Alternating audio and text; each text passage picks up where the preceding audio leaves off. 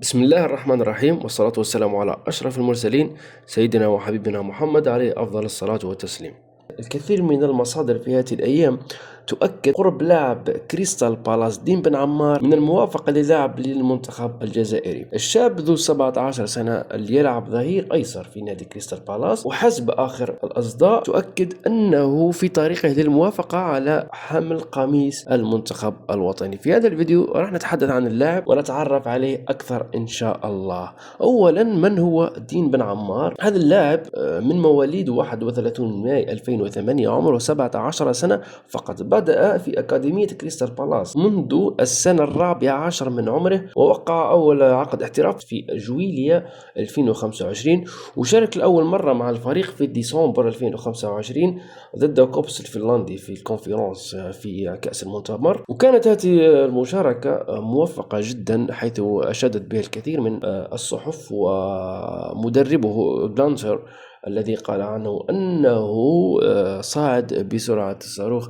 حاليا يلعب في الفريق اللي تحت 21 سنة، ودخل في قائمة الفريق الأول في العديد من المرات. اللاعب له أصول جزائرية بكل تأكيد، اللاعب له أصول جزائرية، لكن السؤال هنا هو: هل اللاعب سيستدعى لكأس العالم أم أنه خيار للمستقبل فقط؟ كما نعلم أن الظهير الأيسر في المنتخب الوطني حاليا يضم العديد من اللاعبين ذو الكفاءة العالية من المراكز القليلة في المنتخب الوطني الذي يعيش حالة تشبع. عندك آيت نوري، عندك حجام، عندك بن سبعيني يقدر يلعب ظهير أيسر، عندك دوفال الظهير. هذا المنصب حاليا يشهد منافسة كبيرة جدا، لكن على حسب اعتقاداتي أن اللاعب سيكون خيار للمستقبل فقط، وهذه الخطوة من الفاف هي لتأمينه فقط، لأن المنافسة شرسة، ولا أعتقد أنه سيكون حتى من الثلاثة الأوائل. لا أعتقد أنه سيكون في قائمة كأس العالم حتى ولو تلقى الاستدعاء في مارس القادم، لأن العديد من اللاعبين يفوقونه في النقاط. عندك أيت نوري، عندك حجام، عندك بن سبيني. حجام طبيعة الحال في حالة شفائه من الإصابة. المهم، خلونا نتكلم عن أهم ميزات اللاعب دين بن عمار. في الحقيقة لم أشاهده كثيرا، فقط مقتطفات في اليوتيوب شاهدتها مثلي كمثل الكثير، لكن بقليل من البحث وجدت بعض الإشادات من مواقع إنجليزية وبعض الآراء عليه. أول شيء لفتني إلى اللاعب، وأول شيء أو أكثر كلمة رأيتها تتكرر في وصف اللاعب، وهو إيجاد التمريرات العرضية، الشيء الناقص في المنتخب الوطني، وليست نقطة قوة أيضا لرامي بن سبعيني. أيت نوري يتميز بالخروج الرائع بالكرة، يتميز بالمراوغات، يتميز باللعب تحت الضغط. حجام قوي من الناحية البدنية، أيضا جيد جدا فنيا. حجام جيد جدا فنيا. الإشادة به دفاعيا وبدنيا لا تعني أنه ضعيف فنيا.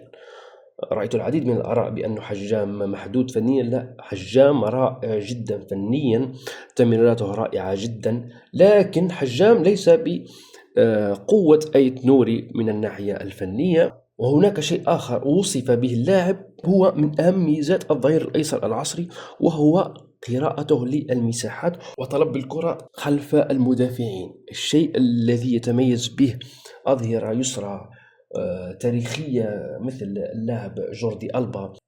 هذا شيء نادر في الأظهرة اليسرى في هذا الزمان. ربما لو كان إذا سنتحدث عن أفضل الأظهرة اليسرى في العالم حاليا، سنتحدث عن تيو هرنانديز، سنتحدث عن نونو مينديز، سنتحدث عن دايفيز، سنتحدث عن دي ماركو لاعب الانتر ميلان. كلهم لا يمتازون بطلب الكرة خلف المدافعين، لأنه هذا الشيء خوتي يتطلب ذكاء حاد من اللاعب، يعني ليتوقع التوقيت ليهرب فيه وراء المدافعين بلا ما يوقع في التسلل، ويتوقع في أي حالة أو في أي حالة يهرب، لأنه كي تهرب لازم تعرف اللاعب اللي عنده الكرة اسكو راح يقدر يوصلها لك، اسكو راح يقدر يعطيها لك في الوقت المناسب.